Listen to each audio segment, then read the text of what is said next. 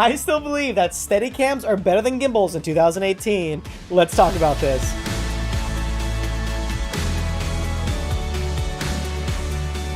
So if you're new here, hit that subscribe button because we'll be talking about content creation in the digital space, whether it be photography, video, graphic design, anything we can think about. We're going to be growing as a community together.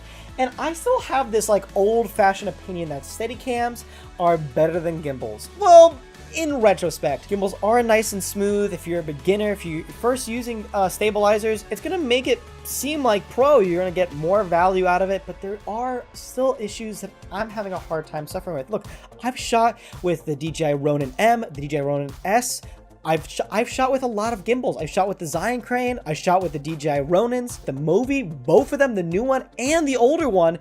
And I love gimbals. They're so smooth. They're so beautiful. But every time I'm shooting with one of them, I somehow want to go back to this mother. I don't know why. I don't know why I want to go back to such an older version. Great thing about using a Steadicam is that there's no batteries at all. You don't have to worry about buying new batteries, extra batteries. You don't have the technological disadvantages of it not working that day. It's always going to work. You can throw it around anywhere.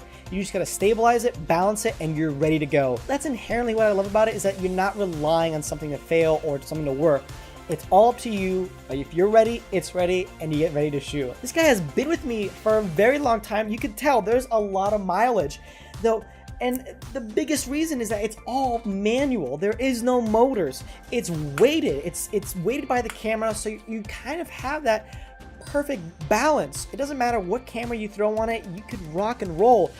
They're not necessarily cheaper. There are versions that are more expensive than some gimbals, but for smaller cameras like the smaller mirrorless Sonys and the smaller DSLRs from Canon, you can get a cheaper one and learn from it. Learn how to grow. There's a lot of dynamic. You can learn how to walk properly, because still with a gimbal, you need to learn how to walk properly, and you're going to definitely learn how to do that with a Steadicam. Because you're going to see the bumps, you're going to learn from your mistakes. And I think that's inherently why a Steadicam is better, is because inherently it's imperfect. So you have to learn how to make it perfect, if that makes sense. Remember, you got to learn from your mistakes, and this guy's going to make you fuck up a ton. Oh, especially in the beginning.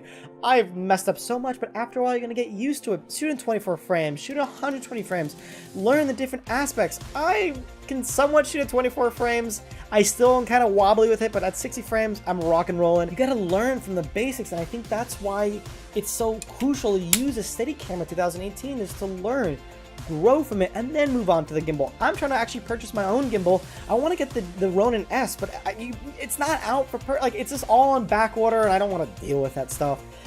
I'm still rocking with this. It's making me evaluate how much I love this. I've almost had this for, geez, like 6-7 years now. It's crazy.